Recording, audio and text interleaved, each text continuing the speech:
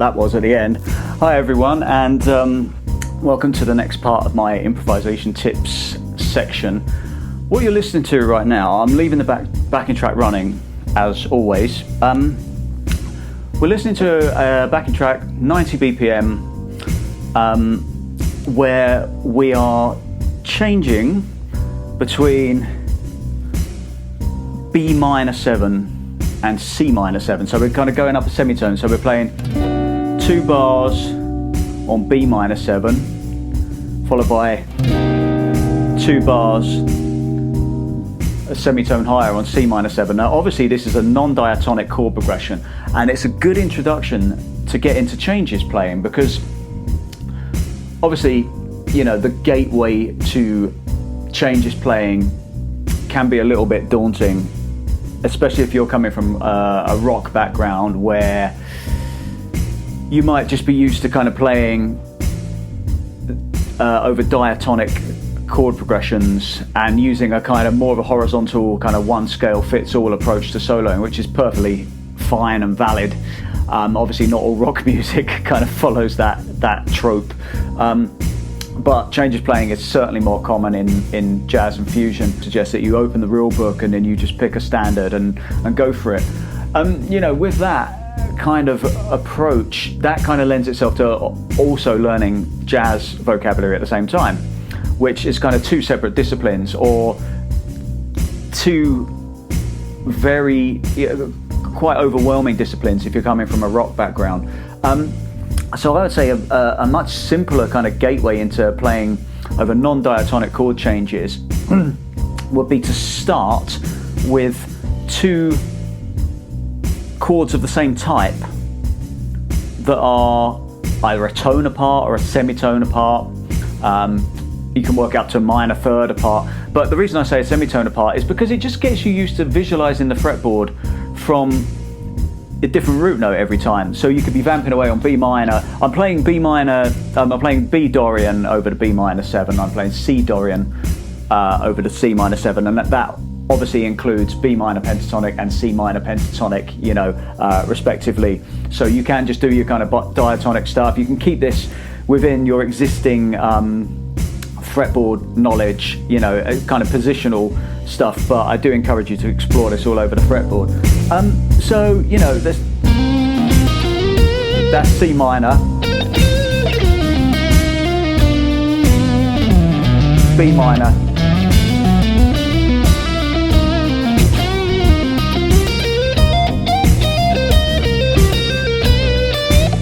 and what I'm trying to do, I'm trying to kind of marry up the 2 changes so they don't sound like I'm just moving up 1 fret and moving down 1 fret, when that is in essence what I'm doing, because you can't, it's hard not to do that. But what I mean is, I'm not going, I'm trying to land on a strong chord tone each time. So I'm trying to land on, when the change happens, I'm trying to land on a root note, or a third, or a fifth, or a 7th of that chord, just to make it sound like it's not tripping over itself, make it sound kind of consonant and settled.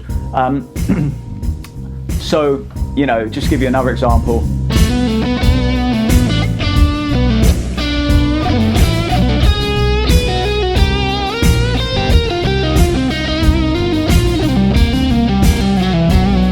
That was a bit horrible, wasn't it?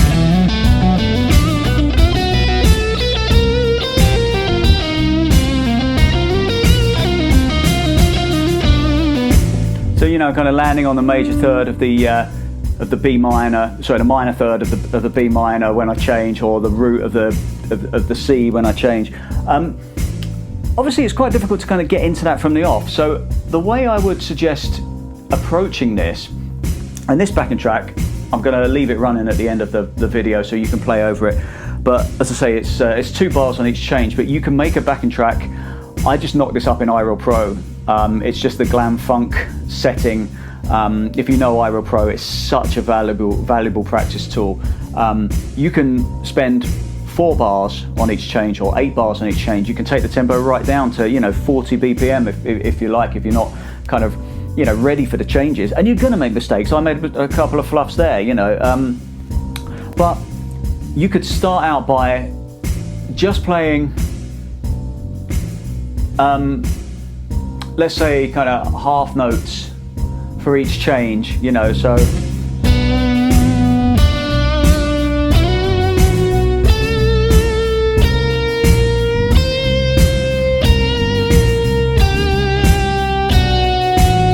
And trying to land on a chord tone.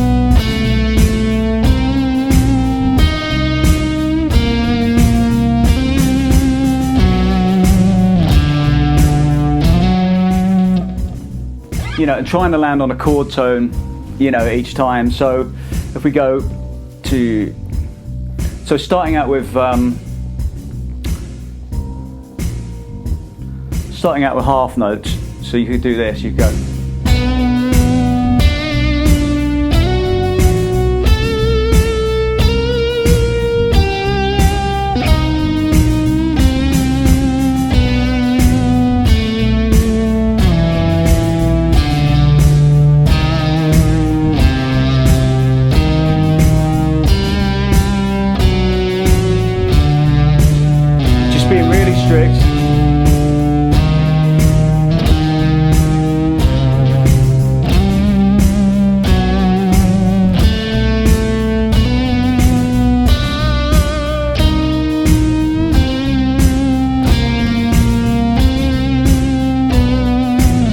Being really strict with that subdivision, as long as you can kind of see, you know, you can see the fretboard opening up in front of you. It has to be that slow initially, and then, you know, maybe increase the subdivision, so we're playing kind of quarter notes, 2, 3, 4, 1, 2, 3, something like this.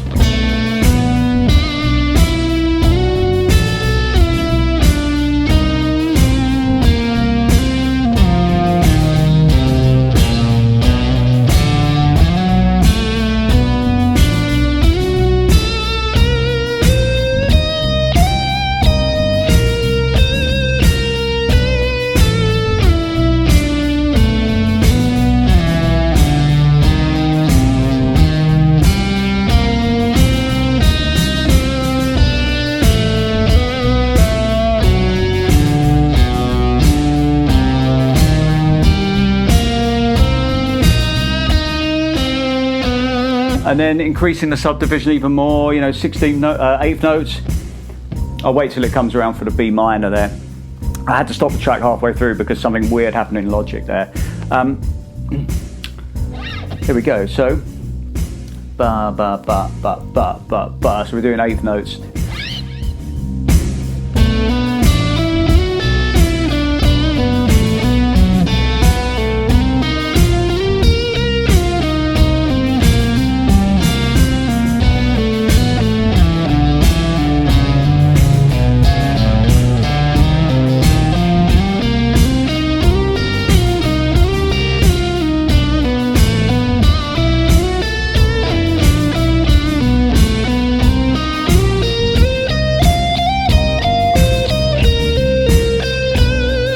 And kind of looking for the connections as well, you know, looking at where you can, it's quite hard to do over the backing track while I'm kind of talking, but looking for,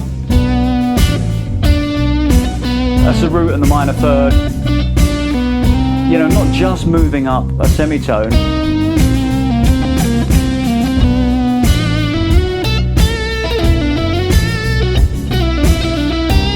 You know, I landed on the 5th there of the C. And then the 5th of the B there.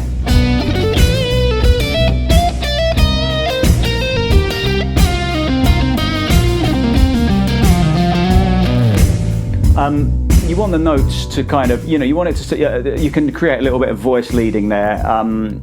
So, you know, you can have notes that are very close to each other with the change, so it won't be as jarring. Or you can be as intervallic with it as you like, if that's kind of your thing. But that's really the main thing to do, or the most important thing to do, is just to kind of, you know, keep increasing the subdivisions. Obviously you're not going to solo like that, kind of unbroken, but the idea behind that is if you can make musical decisions with that at that particular subdivision on the fly, then you can do that when you're soloing. And obviously the spaces you leave aren't just spaces because you've lost your way, you know. So that's the important thing of kind of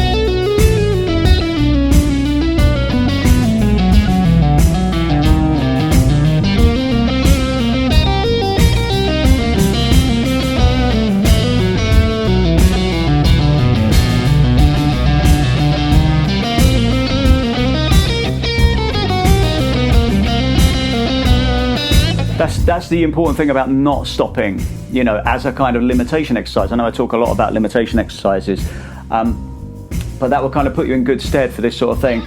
So yeah, I mean, that's just something to bear in mind. We'll do a little bit more on this, we'll do a little bit more on this, introducing, you know, some more changes. But yeah, take two chord types or two chords of the same type, a semitone apart. You could do this with dominant seventh chords, you could do this with major seventh chords. You know, I've just chosen minor seven because who doesn't like the Dorian mode? So.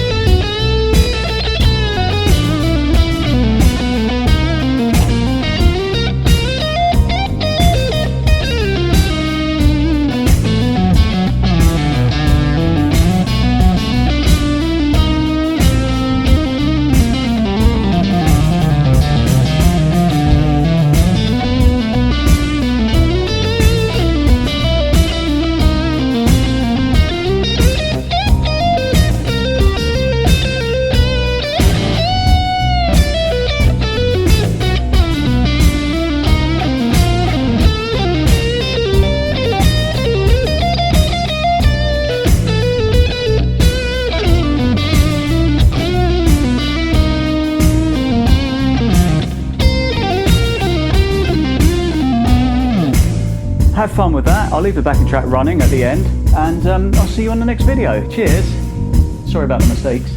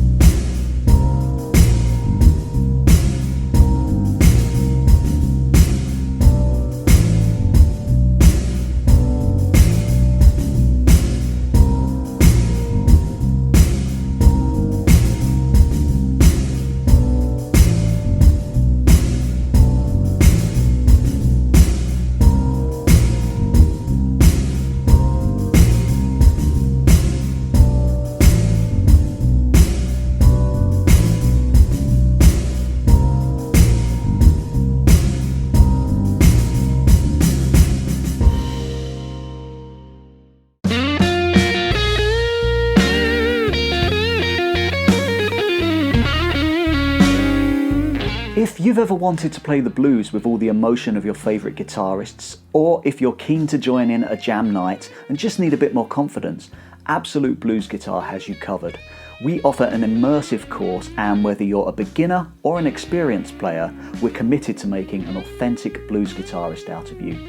Everything we teach is broken down note for note, written out in tab and standard notation, and accompanied by high quality backing tracks. We give you all the tools you need to play classic blues and beyond. There really is nothing missing. My name's Bobby Harrison, I'll be your teacher, and I'm very much looking forward to seeing you inside.